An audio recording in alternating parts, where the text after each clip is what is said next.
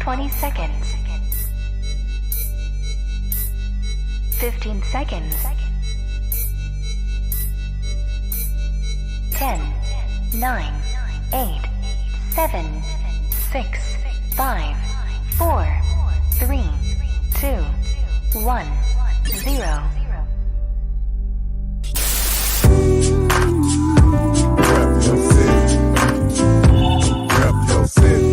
Okay. Rep your city. Let me see the mic. Rep your city. Give me the mic. Rep your city. I got you. Rep your city. I'm gonna tell you about mine. Rep your city. It's time for us to go live, so rep your city. I really would appreciate if y'all roll with me. Feeling this music cause it makes me wanna step. And if you don't want it to, then you lying to yourself. Cause every time we party, we gon' have fun. I don't know about you, but I'ma rep where I'm from. Rep your city. Okay. Rep your city. Let me see the mic. Rep your city. Give me the mic. Rep your city.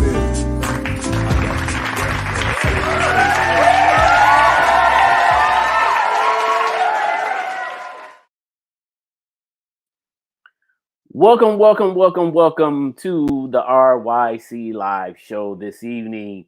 This is Rep Your City RYC Live Fresh Fridays. So we're back again with another fresh episode for Fresh Fridays. And tonight we have a very special guest. But before I introduce her, I'd like to just encourage each and every one of you to please share this broadcast. My name is Artistic. I'm your host for tonight. And once again, this is Rep Your City Fresh Fridays RYC Live.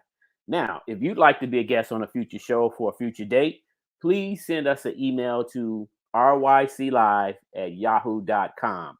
That's ryclive@yahoo.com. And one of us from the team will get back to you to set you up for a future show on a future date. And if you have not done so already, please go to our YouTube channel at RYC Live and hit that subscribe button. Make sure you keep up with us and follow us to get the latest and the greatest content that we continually provide you with each and every Friday. All right. So we're here each and every Friday night at 8 p.m. Central Standard Time, bringing you legacy from Chicago's perspective. So, yeah, tune in, keep it locked and loaded, and show your love and support. So it's Friday night. We're here in the base of Chicago. It's a rainy night tonight, but nevertheless, it's springtime. We're here. We're grateful to all be alive. And so we have a lot of events going on, and I want to just tell you one of our main events that's going on here in Chicago tomorrow is the event at the Chicago Hip Hop Heritage Museum. We will be doing a closeout event tomorrow starting at 12 o'clock. You can come to the museum and do tours. And we're going to have a whole host of events going on tomorrow at the museum. So check us out on our Facebook page, Chicago Hip Hop Heritage Museum. Reach out to me directly or anybody from the team if you'd like to get any further details. But tomorrow's going to be a blast. So if you are in Chicago tomorrow, stop by the Chicago Hip Hop Heritage Museum. We're located at 4505 South Indiana. That's 4505 South Indiana. All right. So we have a very special guest once again. Some of you may know her, some of you may not. But tonight we're going to learn. And I found out, I'm so excited because I found out some things that I can't wait to talk to her about. So it's going to be interesting. But anyone that has watched any of her movies, she was in Mo Better Blues, the first film that she was debuted in with Wesley Snipes and Denzel Washington. It was a Spike Lee production. We all watched it, and loved it, and she also highlighted her singing skills in that film. But, she went on to do a whole line of other movies, television shows. She is a producer. She is a writer. Obviously, she is an actress. and a businesswoman. She's a published author as well. Okay. And so but even more importantly, she is from Chicago, from the south side of Chicago. So without further ado, I can't tell her story like she can, but without further ado, let's introduce to everyone and welcome her to the program, our homegirl, Cynda Williams. And there she is. Hello. How you doing? I'm well. Glad to have you on the show. Thank you. Thank you for having me. Yes, Been a yes. long time coming. Yes, yes, yes. Mm-hmm. So we already have people tuning in, and we want to kind of get right down to the business. Let's just put the frame up and put the name on here for everybody. There we go. So yeah, so we all good. So I like to go this show. I do this each and every Friday night, and we talk about mostly history, legacy, heritage, and just creative artistry, right? Mm-hmm. And so, ideally, we operate under the banner of hip hop culture, but just creative artistry in general, especially people coming out of Chicago. Mm-hmm. So when I found that out about you, I was so excited because I was just like, for a long time, I thought you was from New York, and I feel like Chicago, and this is my opinion, but I know a lot of my colleagues would agree. We feel like a lot of people don't give Chicago the credit that we deserve as a collective, Mm-hmm. and also people feel like and I understand it may be to some degree true, but I feel like if wherever you come from, you should be proud, right? Right. And some people say, hey, you can't make it in Chicago, you got to go elsewhere. And then that's okay. But then when they do, sometimes people forget where they come from and don't even like to reach back to tell the native story, Mm-hmm. Mm-hmm. So, but I found something out recently. Now I grew up on 101st right off of State. Wow. Okay. Okay. Uh-huh. Okay. I did not go to grammar school or high school in my nearby neighborhood. I ended up going to my grammar school was St. Margaret of Scotland on like 99th and what was it, Troop. Mm-hmm. So I went there. It was a Catholic school, and then for high school, I went to Dunbar, which was all the way out of my area on 30th and King Drive. Mm-hmm. And that's why I went there because most of my family went there when they were coming up. So, but I want to say this before we get started. I have a friend. So we had a crew on our block called the Curfew Crew. We were also break dancers. We called ourselves the Egyptian Breakers. And one of my crew members' sister, her name is Sharon Williams. Oh, wow. And Sharon Williams said she went to Bennett Grammar School with She you. sure did. She sure did. That is crazy. Wow. So, I just wanted to, for the record, get that clear because, like when I posted your flyer, some of the people from our block was like, "Oh, she went to school with Sharon," and I'm in my mind, I'm thinking like, "Okay, yeah, right," But then Mm-hmm. Sharon reached out to me and was like, "Yeah, yeah, we went to school together." She knew some of your brothers, you know, Mm-hmm. because you had brothers the same age as her brothers. Mm-hmm. Mm-hmm. Mhm. You know what's crazy is I have a lot of memory blocks. Okay, I don't remember a lot of things, but I remember the people I went to school with at Bennett. okay, I can see Sharon's face right now in my mind's eye. wow. I remember her, and I don't remember high school. I don't remember much of college. I don't remember yesterday sometimes, but but I remember Bennett. And it was such a crucial part of my early years. Really affected choices I made, and it was wonderful.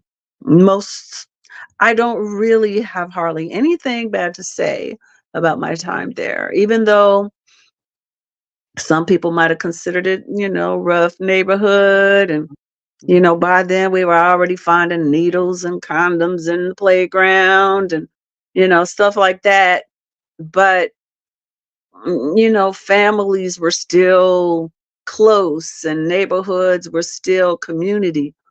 And though Bennett covered quite a large area, um, and I wasn't allowed to really go into a lot of people's homes. My father was a police officer, so quite protective, and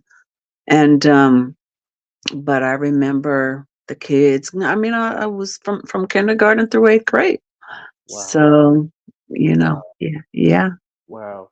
that's so cool. Please tell her I said hi. I will. I asked her Mhm, to tune in tonight, so hopefully, mhm. if she's not already tuned in, hopefully she'll get a chance to see the episode.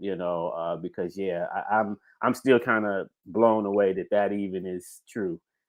Yeah, it's funny because I mean I have friends because I'm not like a big group kind of person, Mhm. but I always was, especially during that time, a part. Once I came out of my shell, it took me a while to come out of my shell. It really did. But once I came out of my shell there, I was everybody's friend. You know how they have little cliques and groups. I was in everybody's group. I wasn't in a group. I was a part of everyone's group. And they all were meaningful relationships to me, and life affirming relationships. And so, I know some women specifically have issues and say, they don't have women friends and all these things. Either it's one way or the other. Either they have tons of women friends or they have no women friends. Yes. I have never had like I said, I'm not a group girl, but I've had a lot of wonderful individual friendships with women, and a couple of them right here from Bennett. A girl named Eugenia Pauling. Now she was also a Williams, Eugenia Williams, Mm. and one of my closest friends, Yolanda Harris Strong, um, who was also we all started in kindergarten and came up together. And I'm in touch with a few others, Fatima, Tanya. Golly, there's a few, Tasha. There's a few, and they were special to me, and remain that way. They were kind of like a beacon of what friendships should and can be. Okay. So Mhm. let's talk a little bit about you coming up as a young person while you were here in Chicago. I know you kind of moved around a little bit, but while you were here in Chicago, what was that like? What were some of the things you like to do? What was some of the fun that you had when you was here as a youngster? Well, like I said, my father was very protective of us, and I was the only girl in my generation for a long time. Okay. It was myself and I had 2 brothers and a bunch of male cousins, many of which lived with us at some point or another. And it just so happened that my block was almost all males. It Mm, was it was almost male. So I spent a lot of my time alone okay. because I came from a patriarchal background. Girls are with girls and boys are with boys. Well, there were no girls. And Mm, then the adult women weren't interested in this little knucklehead hanging around. So I spent a whole lot of time alone when at home. okay. I had I don't know if you remember the part in Harry Potter in the very beginning where he slept in a closet. That was my playroom, a closet like that under the stairs. And I talked to myself and had full conversations alone. I think that's how I really became an actress because I talked to myself out loud and was myself and whoever I was imagining I was talking to all the time. Wow. But at school, at school, that's when I had friendships that flourished. Um, Very few, like I said, I didn't go to a bunch of sleepovers. I wasn't allowed to do that much Mm. like that. But the experiences that I had, because there weren't that many, were very special. I'll never forget those times. Sometimes I think parents do a disservice to their children by doing too much. I mean, if you have a huge birthday party every year, what does it mean? It's just common then. It's something that happens all the time. But when you just have one or two great big parties in your childhood, you will never forget those times because it was special. Hmm. And so that's what it was like for me.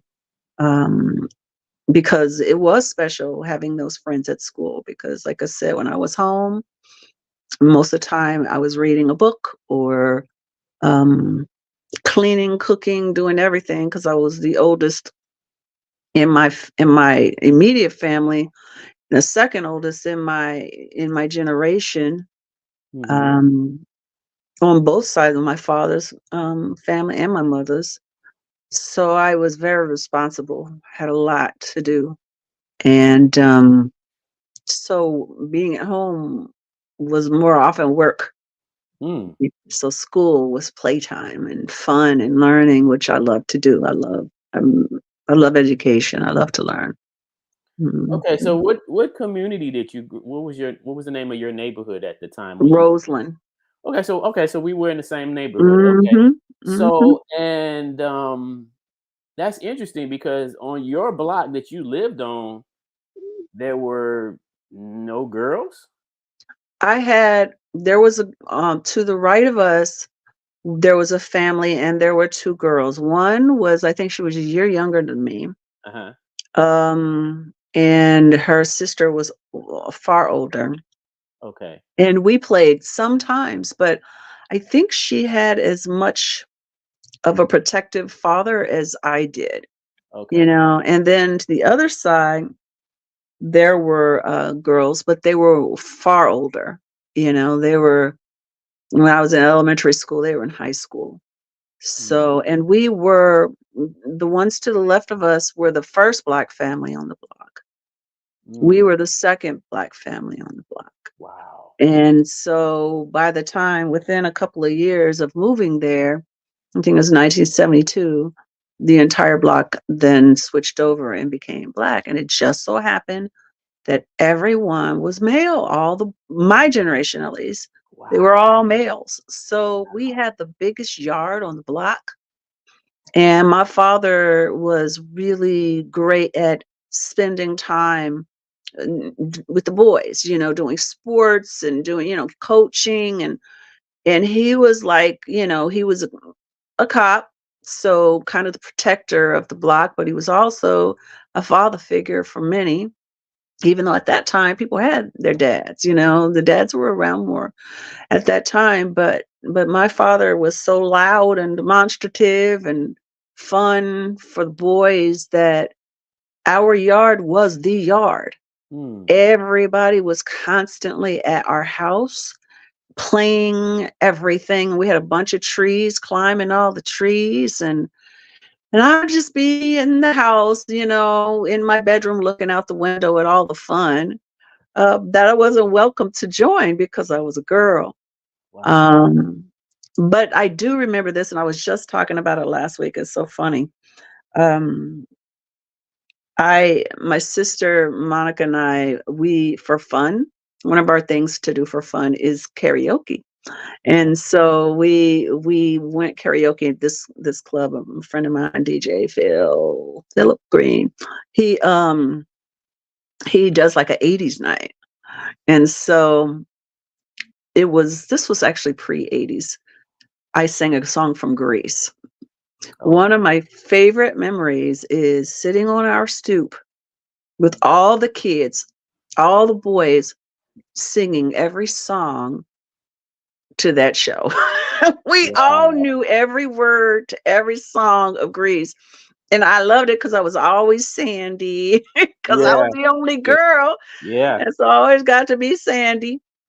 Right. And the boys would switch off who would get to be Danny, and we did that for a few years. Like during the summer, we would get on a stoop, sing every song. It was just so much. Man, I miss those type of neighborhoods. And Yeah. I've lived a lot of places, so I know that there are still places like that. It's just I haven't experienced them since then, you Hmm. know. Hmm. Now, your parents, are they from here or are they from down south? Neither. My mom was from Muncie, Indiana. Or Oh, actually, she was born in Muncie. She was from a small town called Parker, Indiana, which is central, right north of Indianapolis. okay. And my father is originally from the Ohio Valley. It's called Martins Ferry, Ohio. Okay. They met in Muncie, Indiana. My grandfather was pastor for the Methodist Church. So in the Methodist Church, you get switched up maybe every 2 years, sometimes every year, from church to church to church. And my grandfather, but once you've reached a certain amount of status, then you can choose to stay somewhere. And so his church in Muncie, Indiana was very influential at the time, and they did a lot of social change, a lot of things. And so my mom is white and came from all white background. Hmm. Um, and my dad, of course, is black, and so it was really crazy how they met. They met at my grandmother and my mom. My grandfather died in a plane crash, Okay. and my grandmother was going through some emotional guilt and issues because they were having issues in their marriage, and she felt guilt. And my mother, I guess, who was 18, had some feelings also. So it was suggested that they see this guy, Reverend J.C. Williams. He was a great counselor, and they went to a Methodist church. So they started talking to my grandfather, my dad's father, and then they started going to Bible class, and that's how my parents met, in a Wow. Bible class. Wow. And at the time, you remember, I mean, that was in the 60s. There wasn't a whole lot of co-mingling Hmm. with different people from different races. And my grandfather was very much a separatist at the time, but his church ended up becoming extremely integrated way before its time, not just black and white, but Native Americans and in anything and everybody went to our church, or my grandfather's church, which became our church. And so that's where they came from originally. The reason why we came to Chicago Hmm. is an interesting story. My parents got married when it was illegal Oh, to get wow. married. It Wow. was not legal for them to be married in the state of Indiana. So they had to go to Ohio to get married, which where it was legal.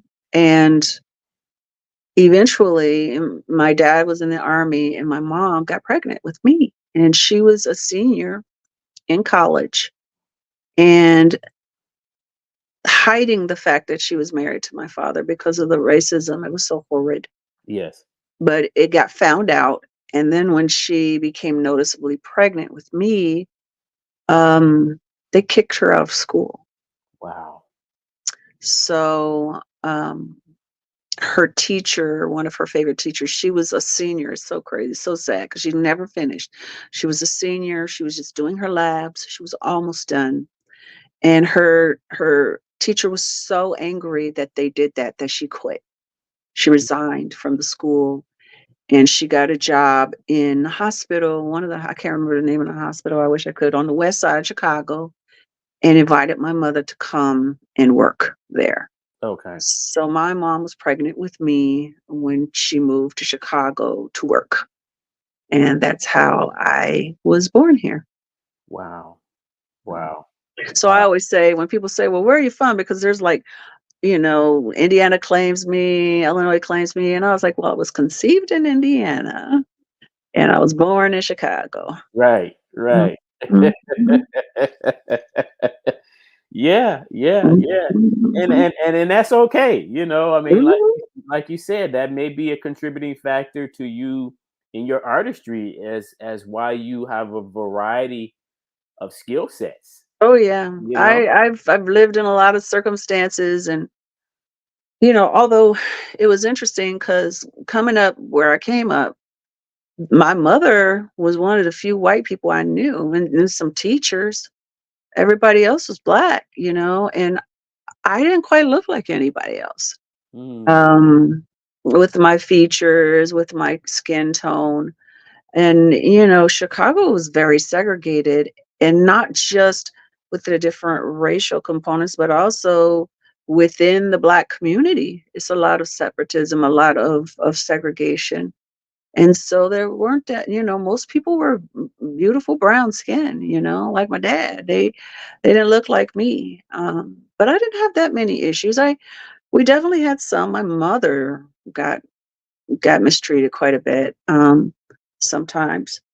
Uh, but for the most part, I just loved it. I didn't know I was well, the first time I found out I was different was when I still had a white neighbor a couple of doors down. I was a little girl and I thought she was going to be my best friend. We would talk through the gates, and I wrote about it in my book. Long story short, she's like, I can't play with you because you're a nigger, And I was like, wow. oh, what's that? And so she explained to me what that was. And I was like, wow, man. And it's odd, even back then, it must have been just the way my parents were, the way my family was. I was like, I'm pretty freaking awesome if I'm scaring a whole family away, because they literally moved like within a month after she told me that. Wow. That was the first time I knew something was different, because I just didn't know the difference. And then, of course, my father was very strong about identity and who we were and what we were and all of that kind of stuff. I mean, came up in the civil rights movement. My grandfather knew Martin Luther King when he was a little kid. He was already doing all the things that Martin ended up spearheading later. My grandfather was doing that years before. Right. Uh, in Atlanta, and brought it with him in the Midwest.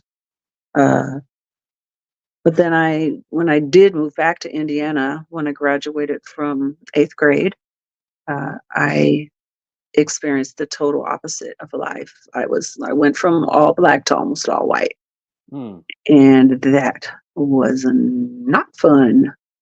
And it was like, I think it was 1% black population in my school. And they didn't like me either because I wasn't one of them. Now, did you go to high school in all of your 4 years during high school in Indiana? Well, I was going to Julian. Oh, I okay. was a cheerleader. I was so excited. Oh my gosh, I couldn't wait. I was preparing, I spent the whole summer at Julian getting ready for the season to come. And then that summer our house got broken into Okay. by this really horrible cat burglar who was terrorizing the community. He was going around raping the women and stealing from them. And he broke into our house. Like, I think he thought it was funny because everybody knew my father was a police officer. And long story short, my dad wasn't able to catch him as he ran after him in his drawers and trying to shoot him. He couldn't catch him. Hmm. The guy ended up getting killed about a month or so later. An elderly man. He was messing with this old elderly couple and about to rape his wife, and he didn't know the guy had a shotgun and killed him. Hmm. But by then it was too late. My dad was like, "Nope, you're out of here," you know. And drugs were starting to come in at that point, and The gangs were starting to really become a thing. And my dad just did not want my brothers in that life. And he didn't want me. I mean, because the guy came in my room. He was in my room. Hmm. I was sitting up in my bed, had a butcher knife in my hand because I always slept with one under the mattress, Wow. and he was laughing at me, looking at me with that knife, and so Daddy was like, "That's it, you're out of here, you're out of here." So I moved first. I moved for about a year because my mom was pregnant with my sister. I finally was going to get my sister, Monica. Now there's 5 sisters. No, I'm Mhm. sorry. Yeah, is it 5? 1, 2, 3. Yep, 5 of us. And she was pregnant with my sister and wanted to have the baby there. So my brothers stayed because they were in sports with my dad and them, and I just went on ahead, which was it was probably one of the most horrible years of my life. And I've had some rough times, but that one was whew, Mhm. being separated from my family, moving to Indiana where I think, okay, I have a family. And literally that year, everything fell apart. The church fell apart. My grandparents, after 44 years, were getting a divorce. My aunts and uncles were getting divorces. And my parents ended up getting a divorce. So it was just a Wow. really, really hard time, that so many people go through. But, it's relative when you're a little girl and you feel all alone and you've left all of your friends and you got to start over in a place that doesn't like you because you're not one of them, you know. So But it builds character, doesn't it? yeah, definitely. Okay, so you went to Julian, and then you went to what high school again in Indiana? It's called North. Well, it's gone now. It was called North Side High School. At the Okay. time, they had 4 high schools in Muncie, Indiana. And they had the North Side, which is where all the rich white people live. Then Central, where it was kind of a mixture, and then South Side, which is where poor whites and most of the blacks went. And then there was the school that was attached to Ball State University, Burris, which was the school that I wish I had gone to, Mhm. um, which was kind of a mixture of all kind of people. Okay. Yeah. Okay. And Mhm. then and is that the high school you graduated from, the one in Mm. Indiana? It is. It Okay. is. Okay. Mhm. Okay. So, were you interested in acting at all during high school years? Or when did that Yeah, that's when it really, started taking a bite out of me. I'd been singing from the beginning. I can't remember not singing. Okay. My uncle was a professional singer, and he stayed with us in our finished basement, and I would go down there while he would be writing music and rehearsing, and he would allow me and my cousin to come, his son to come and hear him rehearse with the band. He was they were hot at the time. They were really hot. They were like on par with the Commodores, Okay. called Black Lightning, a soul band. And so that's just who I was. Because I don't even know how old I was when he started working with me, but I was very young. Okay. He started mentoring me. He's my first and most important, most influential mentor of my life. My uncle, and still is. He's 80 now, and is he 80? Yeah, he's 80. He just turned 80. And I still do performance. I just did a performance with him on Good Friday. Okay. Uh, and so he started teaching me that.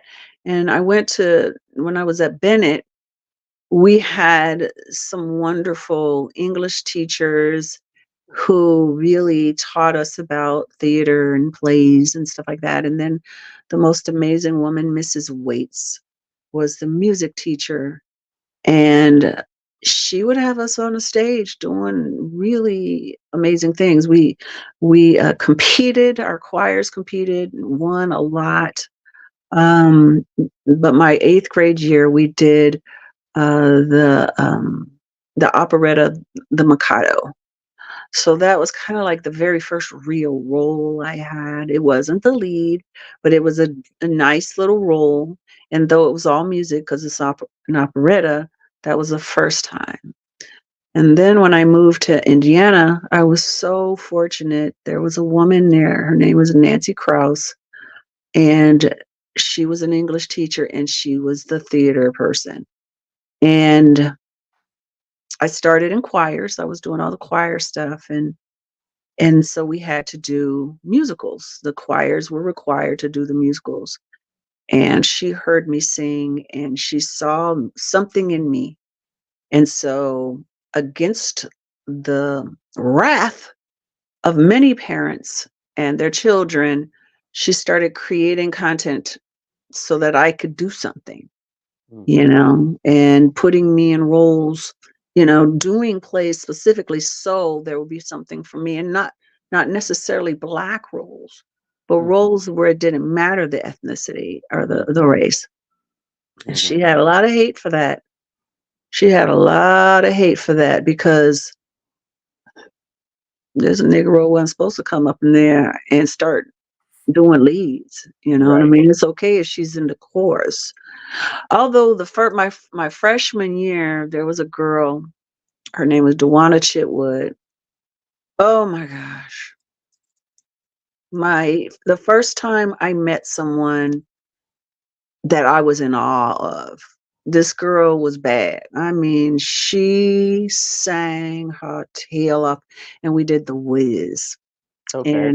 And so that was my first role there. I played no, yeah, it was the first role, lead. Before Okay. that, we did Music Man. That was my first chorus role, and then I played Glinda, and Dewana was Dorothy. And I looked at her and I watched her and I wanted to be her. I was like, oh my gosh, if I could do what she does. And there was this guy named Everett Bradley who is actually quite huge. He is everywhere. He's amazing. Not, everywhere so that you know his name, Okay. but if you're in the business, you would know him. He was Mhm. another person that just was a phenomenal performer and still is. And so watching them gave me, oh, I want to do this. But it wasn't until my freshman year in college that I decided to just dive into the acting. Okay. I had done quite a bit of theater by then. I did community theater, did a high school theater. We did theater in my church. And, but my freshman year, I got the role of Maria in West Side Story. Okay. And that was it. I was like, I love, because at that point I was a singer that could act. Right. But then I was like an actress that can sing. I was really starting to do more of the acting.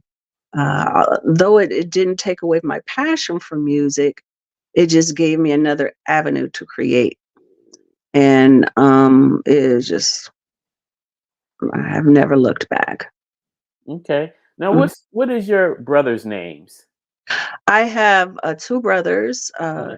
Charles Hassan Williams is the one right under me.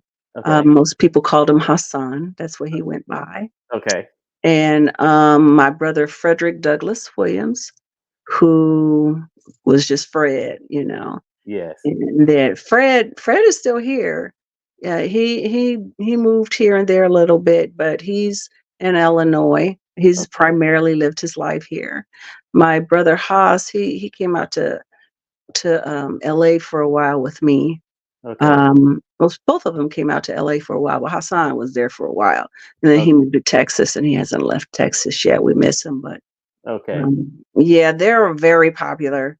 Both Okay. of them. They looked so much alike. They were 2 years apart, but everybody always thought they were twins. And they're very different, but a lot of people didn't see those differences. And last year, I was so excited. There was this family that we were very close to. They were Mhm. all in the same grades. So Charles, they were the Vadrines, and Charles was in my grade, and then I think Benton and I can't remember everybody's name, but everybody we lined up with, so we spent a lot of time with them. Okay. And last year they had a reunion for my brother Hassan's Bennett Oh, class. wow. Yeah. Wow. So he wasn't able to be there, but Fred and I went. And it was just, ooh, it was kind of creepy. It was like seeing all these people who, they all knew who I was. That's the Right. one thing about doing what I do. But, everybody remembers you, but you're like, I don't know anybody. But they were Hassan's grade. So everybody was coming up to me and talking about him Yeah. because he Yeah. was just my brother he's just the most gregarious, outgoing person you can meet. When he moved in with me in LA, my cousin and I were living in an apartment that was like a courtyard. It had a courtyard in the middle, and we didn't know anybody except for the lady we paid the rent to. It was like hi and bye, and Right. that was it. My brother came. Oh my gosh, within a month, everybody was in and out of our apartment. Our apartment became just like my house was when I was a kid. It was just like my dad. Everybody was in and out. Our little apartment became the stopping point, the station, the way station for everybody. Everybody coming in and out. Because he would sit outside. This is back when he smoked. And he would sit outside and smoke and talk to everybody. And so he got to know everybody. And yeah, Hassan and Freddie are both awesome. They good. Well, that's such an interesting story. Sharon also said that you two were in the same play, that play that you mentioned earlier back in Bennett. Mm-hmm. So yeah, so she definitely remembered, the times you all shared together, which was Mm-hmm. great. Yeah, it was memorable. I mean, how can you forget doing the Mikado in 8th grade? I mean, we're Right, 13 years old doing that is not an easy show.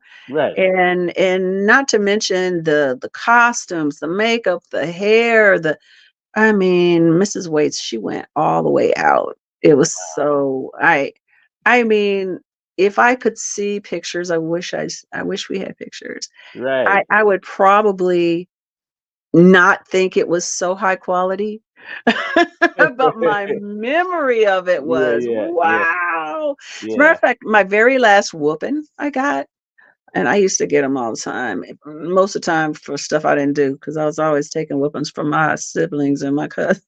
Okay. But my last whooping was, uh, I got to playing with makeup. I'm like all the white makeup for the geishas and stuff like that. And I was putting some on my brothers, and my dad came home. I got toe up.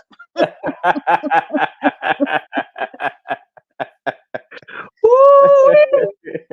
Oh, so that was the last one, and that was the last one because I just stared at my father because I did not understand what I did wrong. I'm like, what is wrong? I don't get it.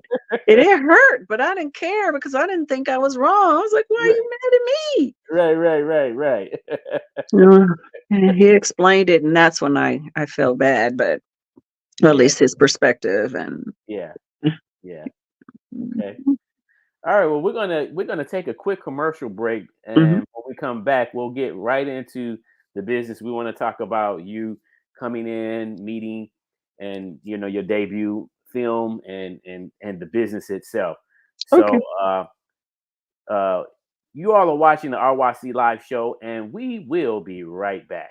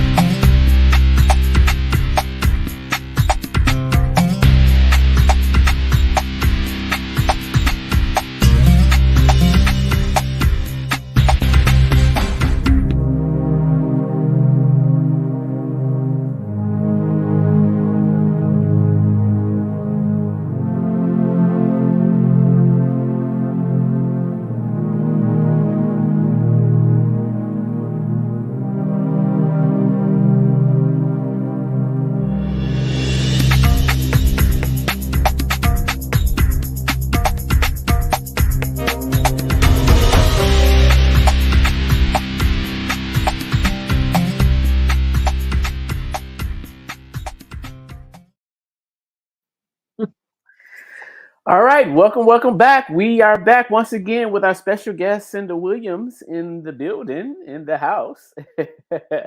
So I would like you to tell us how did this came along for you to connect with Spike Lee and be a part of that whole production. So I was, like I said, I was a musical theater person, primarily theater all the Uh-huh. way.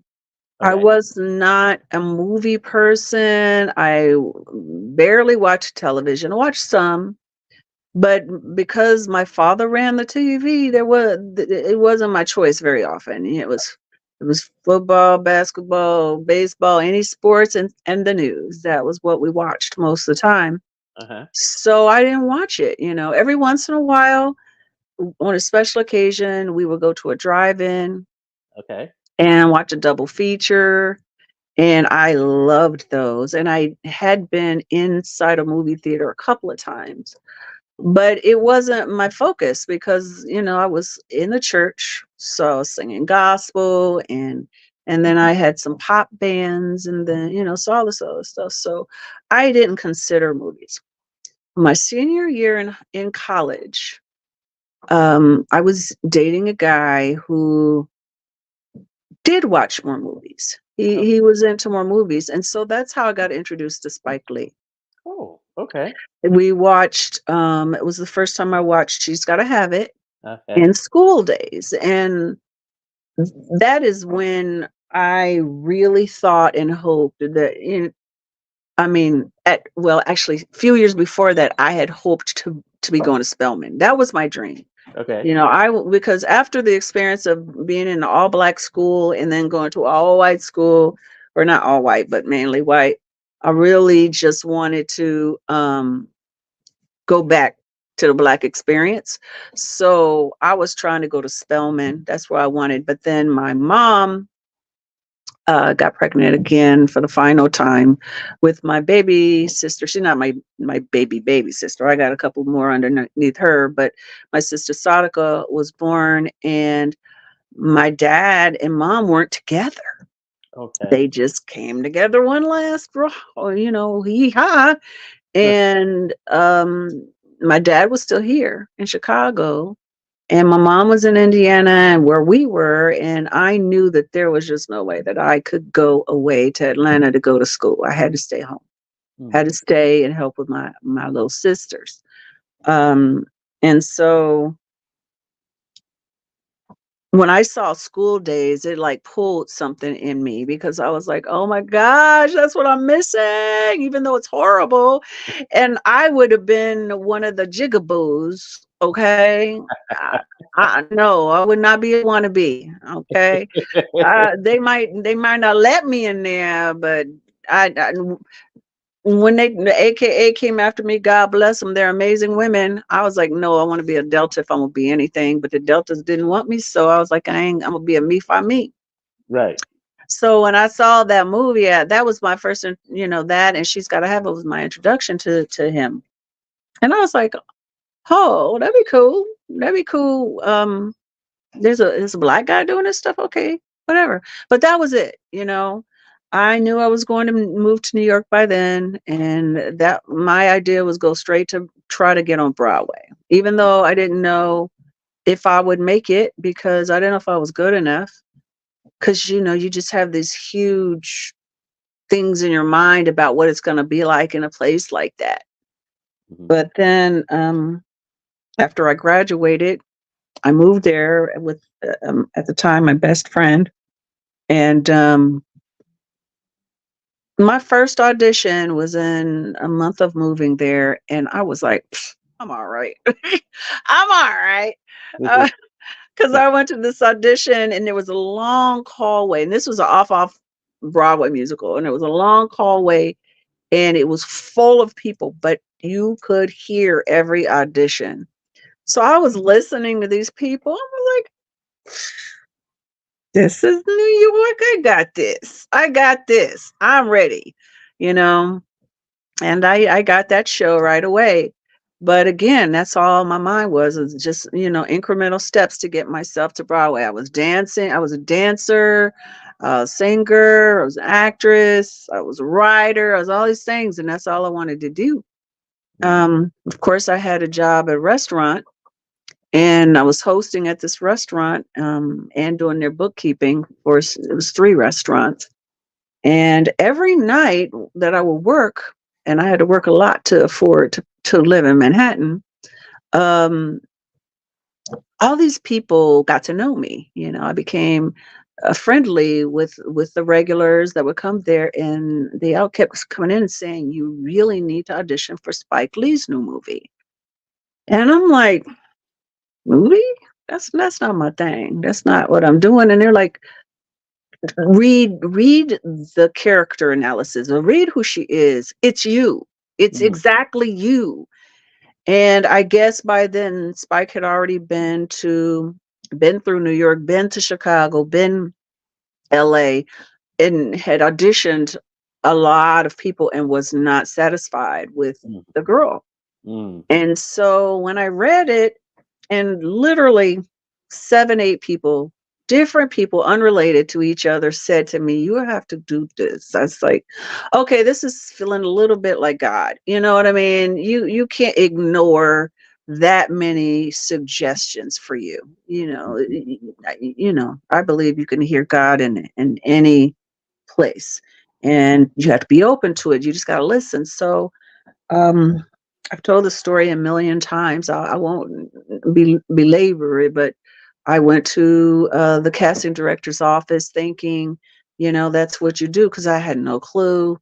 Took my resume, which was all school and community and regional theater stuff, and my ugly headshots, and I just went in there, and the casting director was supposed to be there at 8. That's what time in the paper it said they were going to be there, 8 a.m. So I got the day off, and I went there with my bag and my books and my little snacks, and I'm glad I did, because they weren't there. Oh, wow. And I sat there for several hours, but it was a casting office. It wasn't one office. It was multiple casting offices, and it was in the round. So it was a circular area, and I was sitting in the middle in this circular couch waiting. And so all these casting directors kept coming out and saying, "Who are you here for?" And I was like, "I'm here for Robbie Reed." And they're like, "Oh, not here yet. Are you okay?" I'm like, "Oh yeah, I'm good. I'm fine. Thank you." And they were so impressed with the fact that I was patient. I wasn't tripping. I Right. was Chicago. I was Right. Chicago, Right. And so they, when Robbie came in, they told her, "Give this girl a shot. Give her a shot. She has been here all day waiting for you patiently, no attitude. She deserves a shot." So I was expecting a man, Robbie. I'm thinking a man, and this pretty little girl comes up to me, and she's like, "Hi. So I'm supposed to give you an audition because you've been sitting here and blah, blah, blah." I'm like, "Yeah, would you?" And I didn't have any sides. I didn't have anything. I had nothing. I just had a character breakdown. I knew who the girl was. That's all I knew. So she said, "Well, to be honest with you, tomorrow is a cattle call. That's when you should have come." I was like, "Oh, I'm sorry. I didn't know." She goes, "But since you've been here, I'm going to look at you right now." So I was like, "Okay." So she brought me into the room. I'll never forget this. There are 2 parts I won't forget. I signed my name. My legal name is Cindy. And so I signed Cindy, but my resume said Cynda, because I knew I had to possibly change it because of Cynda Williams, the actress from Laverne and Shirley. Right. And I never really liked Cindy because I got made fun of. "Cindy Brady, you're so white." And so I didn't want to be a Cindy, and I didn't want to be a Cynthia, and I pulled Cindy Ann together to make Cynda. And she's like, "Well, who are you, Cindy or Cynda?" I was like, "I'm Cynda." She's like, "Okay." And she's like, "Before we go in this room, I got to tell you there's nudity." I'm like, "What?" Now, mind you, I'm the church girl, in church 6 days a week girl, Right. like a usher, a youth pastor, scared of her own shadow girl. Ain't Right. never had a boyfriend. I mean, I had a pretend boyfriend, no sexuality, no sex, nothing. Right. So when she said that, I was like, oh my gosh. So I said, do you mind if I make a call before I come in there? And she's like, sure. So I called my grandfather. I'm like, hey, Papa. He's like, what's going on? Cindy Cut. He called me Cindy Cut. I was like, I'm at an audition and Papa, the girl in the movie's naked. He said, how naked? I said, I think it's her upper body, whatever. And he's like, well, he said, what do you do, Cindy? I said, what you mean, Papa? He said, well, what's your passion? What have you been studying? What have you been doing? I said, I'm a singer, I'm an actress. He goes, so what's the question? I don't understand. Yeah, and he said, that's what you do. And if that's what the role calls for and it's not gratuitous, then I don't see the question. And he said, I don't think I want to watch it, but you know, so, so I was shocked by that answer. I did not expect it. I thought I was going to turn around and leave, Right. but I went on in there and I did my first audition for Robbie. She asked me to sing. And then she gave me some sides to read, and she was impressed enough to ask me to come back the next day. And the next day, Spike Lee was there. And that was the beginning of 6 weeks of auditions. Wow. I was auditioning every week with someone new. And the entire time, Spike Lee was calling me and talking to me and building the character. Oh. He created Clark based on our conversations. She was me. She wasn't me. She was a character I created. And by Right. then I was already writing. Okay. So it was very easy for me to come up with who this woman was. And a lot of people, get confused about actors and they think these people are us and they're not. I mean, yes, I was a singer. Yes, I was, new to New York, but no, I wasn't that character at all in any other way. Right. But that's who I created in my mind. So, and I knew about the relationship, the sexuality, and all that kind of stuff. And so we talked every single day. I'll never forget when he sent me the song, "Let Me Hear the Song," that had already been, created and written. It was originally W.C. Handy from the turn of the century, the lyrics. Then this guy named Raymond Jones, amazing producer, took those lyrics and put new music to it, current music to it, original. And I just loved it. So I got it. Wow. 6 weeks later, I got it. Now, is that something normal? Because I mean, that's what you just shared with me was definitely something I wasn't aware of. You say as you talked, as you had these discussions with Spike, he helped you to basically build that character, to create that character. Is that normal? No. Okay, Mm-mm. okay, No. okay, But for him, at least at the time, it was. gotcha. That he is a phenomenal producer, Hmm. a great director, but not really a writer. Okay. So he really depended heavily on the talent of the people he chose. Mm, And so Denzel, Wesley, and we would all rehearse with him, and we would ad lib, and he would write. He would okay. write down what we were saying. And I don't know, I'm sure that it's not the way he always did it, but that's how he did that movie. Right. And and and so it was very close to me because like I said, I grew her up. So Wow. yeah. And I think that's, I don't know, if anybody else feels this way, but I know for me personally, when I watched the film, that was the reason why I associated with you being from New York, because at that time you did live in New York, right? Mhm. Mhm. So it's just like, and I knew Spike was from New York, right? Mhm. So it's just like, oh, okay, I'm like, okay. So, and since I hadn't met you prior to that, I didn't know that you know what I'm saying, was Mhm. was a native of Chicago. So when I seen that film, I was like, oh, she's from New York. you know. Yeah. Everyone thought that. But what's really funny is the way that we conceptualized the character. She wasn't from New York. Yeah, The yeah, character was from Chicago.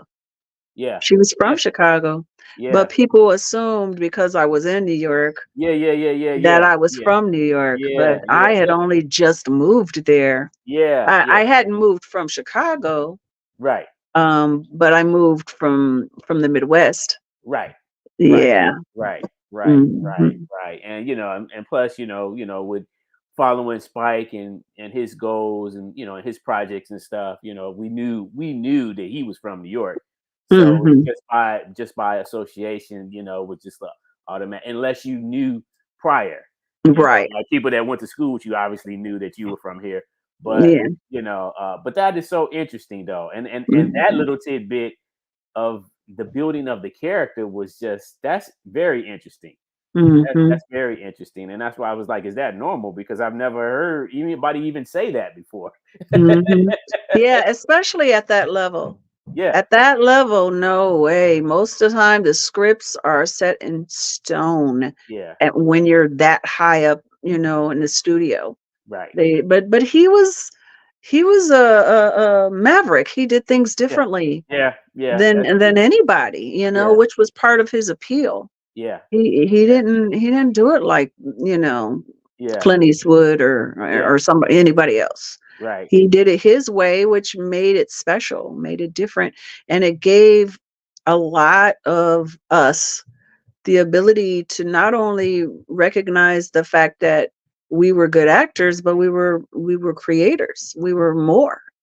And because we were able to create these people, all these people that started with him and moved forward, his most brilliant gift is finding great talent, Talent. Yeah, and they're evidently, obviously, all super, super talented. I literally can't think from, the beginning of his movies, anybody that wasn't brilliant. yeah, They were all good. yeah. So, and part of that was being allowed the space to create, listening to us. Hmm. I was actually used to being directed though. Okay. So it was a real fly by the seat of my pants for me Hmm. because I've been doing classical theater, mainstream theater kind of stuff for a long time, and in that you learn every word as it is. Hmm. If you mess up a word, you're going to get fined for that. Right. You can't mess up the or Right. and or whatever.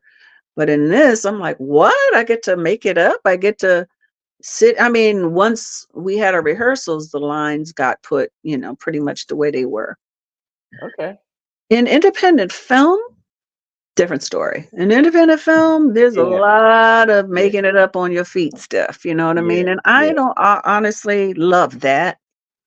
You know, I don't because not everybody shares the same amount of talent. Yeah. That's So sometimes you'll be ad-libbing with somebody that just knows how to curse every other word, and true. that's the most creative they can be, and that doesn't make for great storytelling, Yeah. unfortunately. Yeah. So I've had a lot of experience with it now, Okay. but I did not and when I did that, I think that may have been the first time. I mean, I'd done improvisational classes and stuff like that, but I had never been put under so much pressure to create the dialogue for someone but it showed me. I mean, I already knew I was a good writer, but it showed me I'm great at dialogue. So, Okay. yeah. Okay. I noticed. Looks like Sharon Williams is tuned in now. I don't know if she caught the beginning, but hey, Sharon. You Hi, know. Sharon. Woo! What's up, chick? And let's see. I got a couple comments I like to highlight. Mhm. Shout out to my homeboy Kingdom Rock, my partner over at the Chicago Hip Hop Heritage Museum. He has a question for you. Uh, he says, "Did he give you writing credits? What kind of contract did you get, and how was it being a 40 Acres player?" Okay, ain't even trying to get real with me. Okay,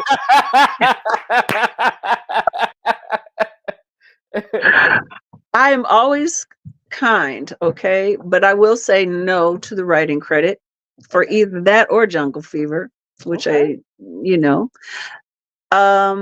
What kind of contract did I get? The worst possible one you could.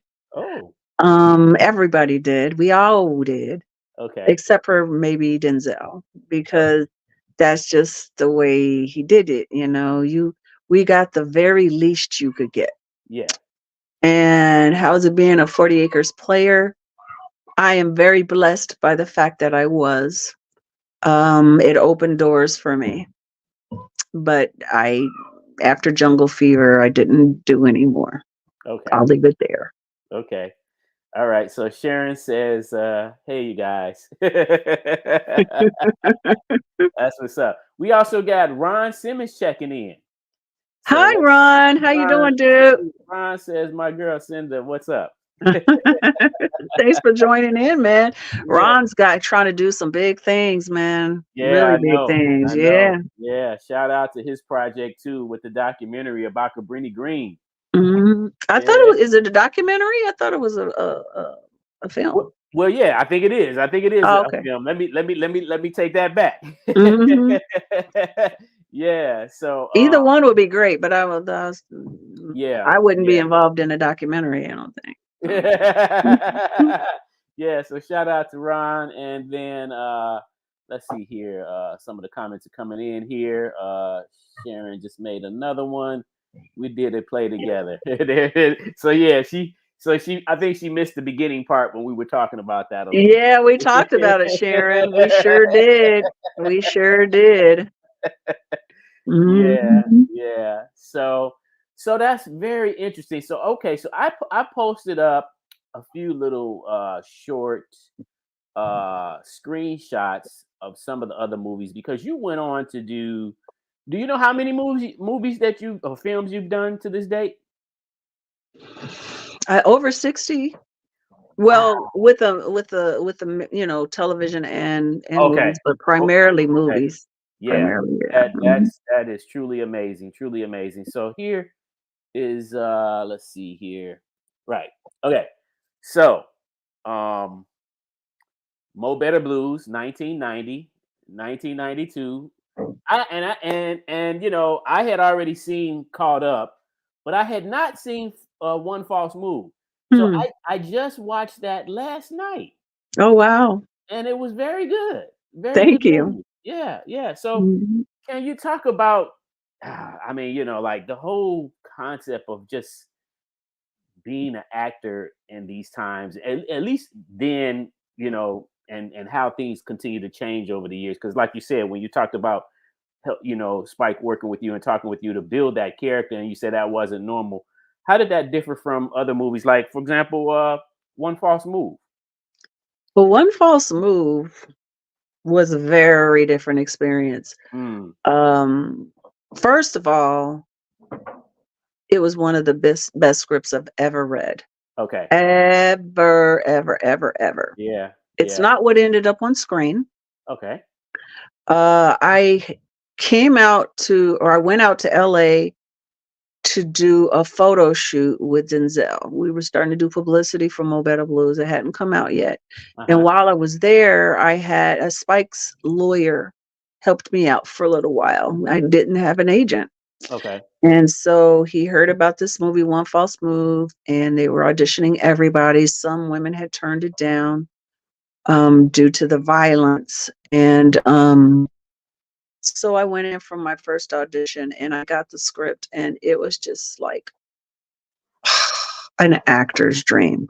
An Mm, actor's dream. It was just the most beautiful, epic film. yeah. Um, and then I went back to New York, and the next time I was coming to LA was for the premiere. Okay. And that's when they had callbacks.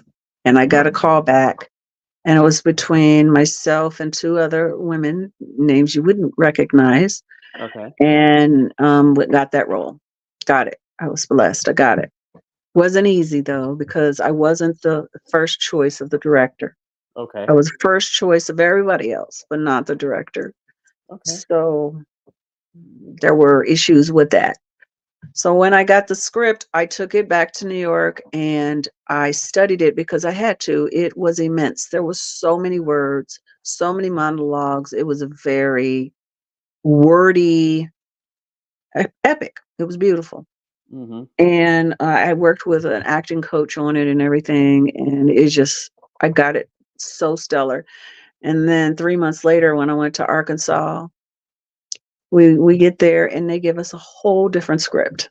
Oh It's wow. completely been edited down to what it became and rewritten by the director. Wow. And but I was very upset. All of us were because we had prepared. We were all ready. Um, and then we got a new script and had to start shooting the next day. Mm. So Wow. it was like it's sometimes easier to add words than it is to take them away. Yeah. Yeah. But what was wonderful was the way it was originally written was all inside of me. I studied it. I knew this woman inside and out. Yeah. So when all the words were whittled down, that did not take away from the internal life that I had Mm-hmm. inside of me. So I might have been saying less, but I was giving more with my performance because of the original script. Yeah. Yeah. And Carl was an actor at first. Carl Franklin, the director, he was an actor first, so he was a great, great director. And it just really was a very different experience because he actually directed the heck out of it. Mm. He knew what he wanted. He would give us all these different ways to perform this, that scene, or the other. He took Bill Paxton, who I loved very much. He was so awesome, but he was an over actor. He was such a big guy. His character, his personality as Bill was Yeah. huge. Yeah. So Carl had to bring him back. And the crazy thing is the character's name was Hurricane. So Right. he was supposed to be a force of nature, but Bill's personality was so big that he was too big Right. for the kind of the film noir that Carl Franklin was trying to create. So Yeah. that was the total opposite experience, Mm. working on that film, working a much smaller cast, much smaller story, more concise, fewer actors, fewer everything. And it was, at the time, I was dating another guy and in New York. And I loved this guy so much. I thought he was going to be my husband, and he seemed perfect until I got that movie. And then he told me, he was like, I need you to just do stuff in New York. I don't want you to travel. I don't want you to Wow. go away and do these things. And he had been so good to me in the time that we were together. I was devastated and I was like, okay, all right, I won't. I'll just do Broadway. I'll just do. When I got to Arkansas and started shooting that stuff, it was the the love that I had for what I was doing was so immense. I called him. I'm like, I love you. I want to be with you. You're rich. Come visit me. I can't say that I'm not going to do this. I love doing it too much. I Mm-hmm. love the whole atmosphere of doing things on location. So I'm really in the place and I don't want to be stuck in one place. And he broke up with me. He broke Wow. up with me. I was devastated. Oh Wow. my gosh, I was devastated. It was a whole story to that too. But Yeah. because he did it when I was working. He Right. broke up with me while I was on the set doing one of the most iconic scenes in that movie, and a bunch of stuff happened. But Well, that it, movie was a very good movie. I watched it last night. Stellar performance. I like suspense movies, like mm, where you're trying to figure out what's going to happen. You see what's happening, but then mm, you're trying to figure out what is this going to lead to. right? Mhm. You know, Mhm. and so, when I watched it, I was just like, wow. And then I seen, where you said that was one of the best scripts that you had read. Mhm. So, yeah. Yeah, it was, and I have since seen a couple that compare, but I don't know. Recently, a young guy sent me something. It wasn't that recent. It was before COVID, right before COVID. Um, and that was another phenomenal screenplay but the role that he had written for me, which was a small role. But it was an effective one, and I was happy to be a part of it. And he ended up going back and rewriting it and cutting all these other characters out and adding them all together to make one character for me. Mm, So God willing, we will get that done. He's doing, trying to raise the money for it because okay. it is just a beautiful script. It's beautiful. Shout out to Vashan Quiones checking in. That's Shabadoo's son. Okay. I know. Hey, what's up, Yeah. man? How you doing? How are you? I hope you're well. Yeah, yeah, I and love and talking to him too. He's great. yeah, yeah, he's a movie Mhm. lover too. Yes, he knows movies. Yeah. Mhm.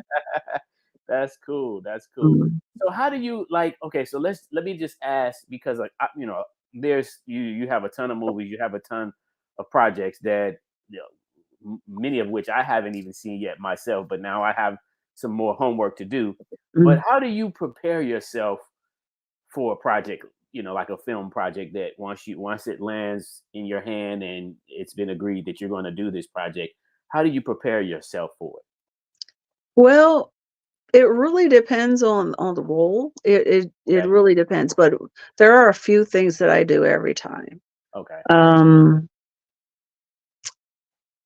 I really study the script Okay. in depth. I go through. Of course, I look at and I process what my character says. Hmm. I look at and I process what other characters say about me. I look and I process who they are Mm, and what our relationship is, because all of those things have a lot to do with how you're going to emotionally emote, hmm. how you're going to present it. Because you can say, I love you a million ways and it Mm. mean a million things. Right. So you really got to know who you are. I do the biography, I do all that kind of stuff. I do the inner work. And then if it's a character that's specific, like has an addiction or is a judge or whatever stuff I've played, then I do some research about that. I see what life is like, and if I can, I try to get in front of a person that really is that really does the thing that I'm supposed to be doing, Hmm. just to feel the atmosphere, feel how they relate to others. So the amount of research depends on the depth of the character, you Okay. know. Okay. Mm, mm. Now, is it a challenge? I mean, as an actress, I mean that's what you do. But are there challenges when some of these roles come up to where you may have to obviously you have to get into the character, right? But sometimes, is that a challenge for you to kind of get, like some actors can play multiple characters and then Mhm. some they kind of every time you see them in a movie they playing that same type of, gangster or addict or whatever it is that they Well, you oftentimes that's not their fault. Oftentimes that's because they get stereotyped, okay. They get stuck in a role that they did well once, Mm, and everybody wants them to do the same thing again because they know they do it well, and they don't have the patience or the artistry mm-hmm. to give them an opportunity to do something new. So everybody thinks they can't act or they can only do one thing when it's just they weren't given an opportunity to show their layers. Right. Um, that's why I love an independent film, because I was able to play different kind of people. Um, I have a very easy time being gritty, being dark and unhappy, mean and mad. It's very easy for me Okay. because, I had a lot of trauma, coming up. Gotcha. And so I have a lot to draw from. Hmm. But when I was doing Caught Up, Darren Scott was the director, writer for that. And he told me, he goes, you know what, Cynda? He said, I believe every emotion coming from you, Wow. but happiness. Hmm. And I was like, dang.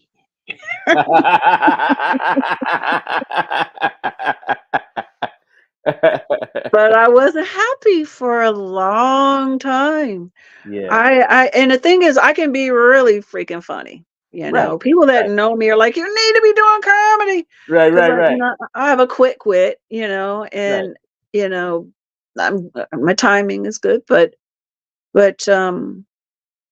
I got stuck in the dark stuff because I was dark. I was very unhappy, Okay. and it took me a lot of years to really heal from some rough stuff. But I'm happy to say now that happy is easy for me, but it took me healing that part of me. Okay. It was so funny because last night I had a gig. I just hosted in a 70s event. It was really fun. Nice. And I had a rough day yesterday. It was hard. Okay. It was a hard day because I had a gig and I was so excited about it and it fell through. And that happens more often than not, Oh you wow. know. But this one was such a big one that I was just psyched. I was real, and it wasn't me acting or even singing. It was behind the scenes. I'm doing a lot more of that. Okay. And so I was very excited about it. It was going to be a nice chunk of change and things happen. Yeah. Yeah. So I'm like, Lord, you're going to have to fill me up because I got to go out here and be happy for these people. You know what I'm saying? I got to go out. I'm going to have to, usually when I'm hosting or doing things like that, I'm being myself. I'm just Right. very Right. much me. But Right. last night I had to act. I Okay. had to act because I was down. I had a hard day and I didn't have enough time to let it go. So I'm Gotcha. backstage praying. I'm like, Lord, please fill me with your joy because has to be yours. It's not Yeah. mine tonight, Yeah. but Ha- I think I pulled it off. I Have think you I did it. have you had that, you know, more times more times than not in terms of just being where it's time to hit the camera rolling and you like just something's bothering you to the point to where you Whew. can't be your full you. Especially when I podcast, I had 4 seasons of my own podcast and I Uh-huh. had a couple of radio shows I was on and there were times and they were live. So there were times where my podcast it was recorded, but my Okay. radio shows were live. And Right. there were times I was going through hell, honey. I Okay. was going through some major, major turmoil, especially the last few years. It's been a time, okay? Yeah. And I had to, pull myself out of the muck and entertain, Mm. being me, Yeah. you know. Yeah. But the first time I went to therapy, because you wouldn't believe, maybe you would. I was very, very different as a young person. I spoke here. I had a very high voice. I can't even talk as high I used to. I was sang soprano, first soprano, and I spoke in first soprano because anytime authority was around, I would be afraid, and so I would talk really high and Yeah. light and stuff like that. And when I started finding my voice, it was because my therapist was. I would go to parties and make people mad because I would bring a book and read in the corner. I never participate. I've never been a party girl. And I was not good with groups of people I did not know. I was not a networker, Mm. and that was a problem for me. That's a big part of what I do. Yeah. And so my therapist was like, okay. She said, first of all, she pointed out my voice. She goes, you know that you use this high pitched voice when you're afraid and nervous. I was like, I know. She's like, yeah. I went back and looked at my movies and stuff. I was like, oh my gosh, I sure do. And I do. And then I said, I don't know how to go to a party. I don't know what to do. I don't know how to act. I don't know what to say. I'm really good one on one, but Right. it's that party atmosphere. And so she said, okay. She said, people think that, well, this is just who I am. She goes, you get to choose who you are every day. You choose who you are. She said, so when you go to a party, don't be Cindy, be Cynda. Mm. You're two people. You are Cindy, the domestic, sweet church girl, the monogamous, don't curse much, don't do that kind of stuff, blah, blah, blah. Don't do this, don't do that. But you're also Cynda, the actress that moved to New York on her own and bust into a casting director's office and got a job, a big studio movie in her first go. She Mm. said, that's who you need to be when you go to these parties. And she said, and don't, she said, act. That's what you do. Mm. And she said, she told me how to do it. And I started doing that. And eventually Cynda and Cindy kind of melded together Yeah. and it became me. And I became very comfortable with going into a room with a lot of people and saying hello and making friends and networking and showing people this bright personality that I didn't even know I had. Yeah. Hmm. Wow. So, what would you say is one of your most memorable or favorite projects, that via television or movie that you just feel proud of? Okay, so since it's television or movie, mm, there's a few. Okay. There's quite a few. Okay. But I would say uh, I won't say it was my favorite, but I'll say one of my favorites was the Dorothy Dandridge story that I Oh, did with Hallie. okay. That was a great experience.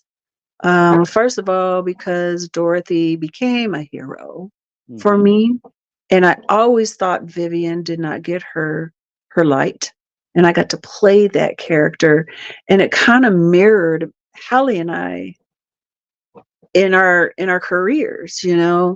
In the beginning everybody thought it was going to be about me, and then it transitioned into Hallie, and there's a lot of ideas about why, but i'm I'm prone to believe things happen the way they're supposed to happen. And so people always compare us, just like people always compare Dorothy and Vivian, Hmm. and Vivian was always in her shadow, you know And I didn't feel like Vivian did. Vivian was jealous of her sister, very jealous. I was always a cheerleader for Hallie. I love Hallie. Hmm. She's a sweet girl and very talented, especially as a producer and a director. She's very, very good. And I never had an issue with her. And so doing that project was close to home, and it was this Black woman, this beautiful Black woman that I admire, producing this wonderful piece and telling a story about one of our heroines, um, getting to sing, getting to dance a little bit, and getting to really get into this character that Vivian was. So, and it was a professionally done, beautiful set, wonderful director. Everything about it was a great experience. Okay. Mhm, Great. Great. mhm. Great. Well, it's really an honor to just hear you talk about your experiences because you've done so much, you know, and yet you are a very humble person, you know, you're a down to earth type of person, and to me, that's what makes people, in my opinion, special. Because you Mm, know, when people get, sometimes it's like when people go up that ladder in terms of success, where they become, you know, mm. celebrity status, you know, attitude can get real nasty, you know. Well, you know what I think about that, and this is just my opinion Hmm. based on having met a lot of really great people and a lot of awful people. Hmm. They were always awful. Hmm. It's just the power and attention, and the fame, the money brought that part of their personality out. Ah, okay. Yeah, I don't think they became that way. I think they were always that way. It's just they didn't have the power Mm, to be able to show it. gotcha. Mm, Gotcha. mhm. Gotcha. That's what's up. Well, let's see here. I think someone just put in a comment here. Let's see. Steven. Hey, Steven! All right, say Lord love Dorothy Dandridge, the original and the HBO film. You were great in it, Cinda. Thank you, Steven. Of Yeah. course, he's this is my partner. He's one of my Oh, partners, and okay. he's with my LLC. We're doing some stuff together. And we've been friends for a long time. So thank you, Nice. Steven. So Yeah, yeah. There we go. Okay, that's great. That's great. Well, what would you like to say to any up and coming person that's trying to get in the business, you know, male or female? What would be Mhm. your words of advice that you could share? There are so many things. Things are different now than they were when I was coming up. Things are different now than they were 5 years ago. Yeah, The business is completely different. yeah. Nowadays, you have to self-promote. You have Mm, to create your own following. mm, You have to work consistently. mhm. When I was coming up, you could, go to school, go to classes, hone your craft,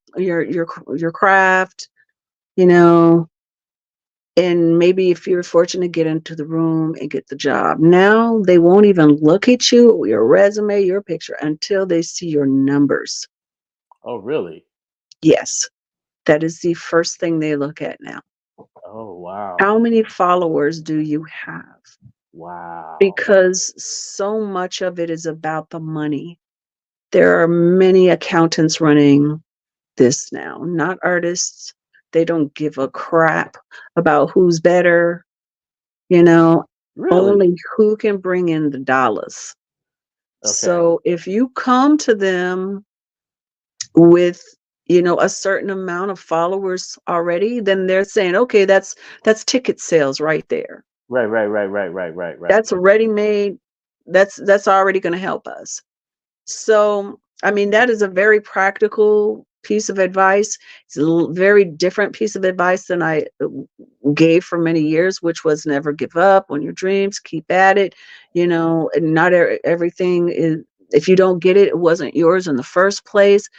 Don't take this business personally because it's not.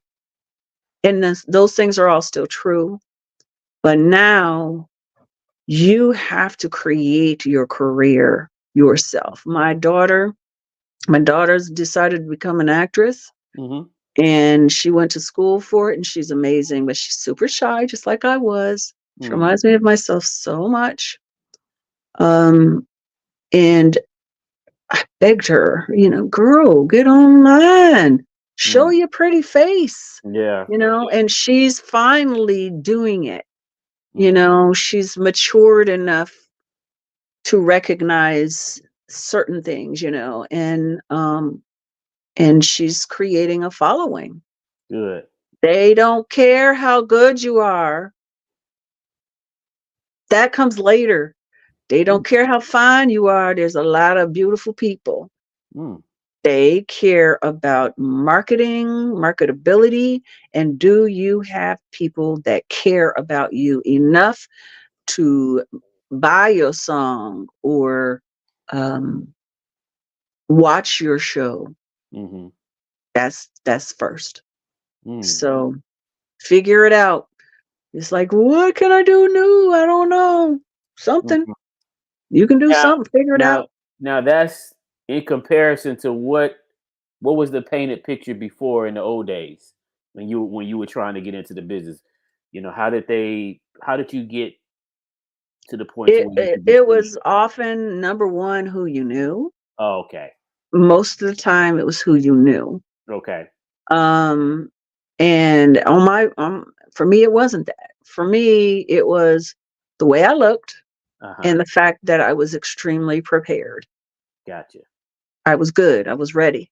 Right. By the time I came to movies, I had been doing theater nonstop for 8 years Mm. and singing constantly, and I directing, doing.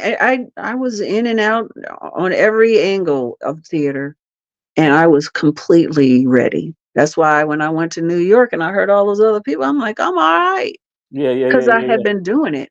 Right. I had been doing it for a long time. That old thing they were talking about how many 10,000 hours or something, or a certain amount of hours you should to master something. They're debunking that now, but for the longest time they were saying you need to do something for 10,000 hours before you can master it. Well, I had those hours. Mm, I did. mm. It was That's my life. I ate, drank, smoked, everything, acting and singing. okay. Now let me ask you this. Do you I've heard some actors say they don't like watching themselves after they make a film. How do you view I your do work? not. You Can't do not? stand it. No. Really? Mm-mm. Why? Because I'm a perfectionist Okay. and I'm never satisfied with my work. Okay. I always think I can do it better. Okay. And so it's easier for me to once I'll watch something once Uh-huh. and that's it. I'll watch it once. Now I've seen Mo Better Uh-huh. 2 times now because Wow. I s- Wow. I saw it when I did it, or when the premiere, and I was Right. mortified because it was not the movie I thought it was going to be when it came to me. A Okay. lot of my stuff was cut out of the movie, Okay. and plus I'd never seen boobs that big. They were huge on a big old screen, and they were Right. mine. It was hard to watch. Um, and then I saw it again when my daughter was a senior in high school about 5 years ago, because the school here in Chicago, they have a great jazz band, and they were raising money, and so they did a Mo Better Blues night. Uh-huh. So I sang with the jazz band, and then they showed the movie, and my daughter wanted to see it. She'd never seen it. I was Right. like, okay, I guess you're old enough now. So she and a couple of her friends watched it while I was mortified behind them. Uh-huh. But it was the first time I could watch it objectively, and I actually saw what people like. When I first watched, I hated it. Okay. I hated me. Oh, I hated it. Mm. Um, One False Move I've seen multiple times because it's a cult classic. Yeah. A lot of people love it and watch it over and over again, and they have a lot of cult classic showcases or whatever. And so I've been invited, and I've had to sit through it. Yeah. Uh, but a lot of people show it in school and stuff, and different college level and stuff. So I've seen that a few times, but that's it. Everything else I've only seen one time, Wow. and some things I've never seen at all. Is it the same with television as well? Yeah. Mhm. Wow. Mhm. Yeah, That's I am not. interesting. I'm not one for going back and listening and watching and Uh-huh. no. Mm-mm. Okay. Once it's done, it's done. That's why I love it. Once it's done, it's done. You Right. know. Let the people that's gonna watch it enjoy it, huh? Yeah, enjoy it or not, it's on them, and I don't read reviews either. Okay. I read one review, well, a few reviews in the beginning of Mo Better Blues, and most of them were positive. And I came upon that one hateful, vitriolic, nasty review, and I was like, okay, that's the last time I'm reading these things. And I never read them again, Okay. because I'm like, this is not going to help me. It's already done. The movie's done. Yeah, I yeah, can't yeah. change nothing. I mean, Right. they weren't that way against me, but they just hated the film. Yeah. And of course, that's what I focused on. The one that hated the film, I was like, I can't do that anymore. I can't do that. So that Yeah. was it. Wow. Mhm. Mhm. Interesting. Wow. That's interesting. So do you have any upcoming projects that we maybe need to look out for? Well, I'm attached to a whole lot of things, but Okay. that means nothing these days. So we'll see. I have a few Okay. films that I'm attached to. Okay. One I think is definitely going to happen, but you never know. But in Detroit, I'm working with Detroit a lot. Okay. Detroit is doing a lot of stuff. They're trying to up their game when it comes to their content, get away from some of the programming they've been doing some different kind of stuff. Um, I sing every once in a while. I'm a writer primarily. Okay. I write screenplays for people, for other people. Okay. Stephen June, that was on earlier with the LLC, C Will Create. We have a few productions that we're working on. I've written a lot of spec stuff that I'm trying to get made. So there's a lot of possibilities out there. I have a show. I do a live show on Instagram Hmm. on Thursdays with this guy named Baz Facey from England. We do the UK USA perspective on universal topics. Okay. And that's a whole lot of fun. My book's out there if you want to read a little bit about me. Pink Panty Confessions, it's called. Okay. And so, yeah, Is that like about your life? yeah, Okay. yeah. Okay. hmm Okay. hmm So how can people follow and connect with you? So I just do the social media thing Mhm. at Cynda Will on Facebook and Instagram, at Cynda Williams on Facebook, and then I'm on TikTok. I do these little weekly walk talks, I call them. On Mondays, I do meditations with Sin, Yeah, and I've seen a couple. yeah, and on Wednesdays I do showbiz sin. Okay. So on Mondays I'm just talking about whatever I'm thinking about, and then on Wednesdays I try to talk around or about show business in some way. It often applies to all kind of jobs, but so that's on TikTok. That's Cynda Williams 615. So all those ways. Please come say hello and follow me, share, do all those things. And because I'm still building numbers, y'all, Yeah, I'm yeah, trying to yeah, work yeah. too. Yeah, yeah, Mhm. yeah, yeah, yeah. And if someone wanted to donate, or do you have any kind of outlets that people can send you money to? Yeah, Cash App, $ CAWL is where they can reach it. That's what's up. That's what's up. Mhm. Well, I so enjoyed this tonight, Cinda. I look forward to seeing you again. I know we got a chance to get together last year when we had the Soul Train event here in Chicago, Mhm. and Mhm. now we got to hopefully get some time to get you over to our museum, Yes, and get you in there as well. that would be great. All Yeah, we got to do is schedule it, man. Just yeah, schedule it. yeah, I'll yeah. be happy to come over there. Yes, yes, yes. And we continue to share your legacy with the world. But I want to thank you for all your contributions and your body of work. I'm sure that your fans and your followers continue to be inspired. I know I'm inspired, and I'm just so happy to know that we're family. We're family, and tonight, just learning what I've learned is even made the bond closer, just because, again, like I said, some of us don't realize that we're more connected than we know. Oh yeah, we sure are. And I appreciate all you're doing, man. You're doing a service for your community, for our community. And I really Yes. appreciate you, your wife, and your partners. And you guys are doing a wonderful job. Thank you so much for Thank you. having me. Yes, yes, yes. Mhm.